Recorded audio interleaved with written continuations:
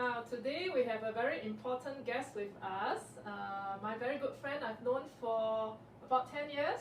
And this is Michael, Mr. Michal Bittner. And maybe Michael, you want to do a little bit of self-introduction about yourself to everyone? I'm Michal Bittner. I'm from Czech Republic. I'm a violin maker for 50 years. Wow, that's a long time. And Michael, how did you get started? You know, learning how to make an instrument. What is the process? What happened? You know, how did you get started doing that? My uncle was violin maker also. Okay. So when after secondary school, I applied for the violin maker school. I see. That's very interesting.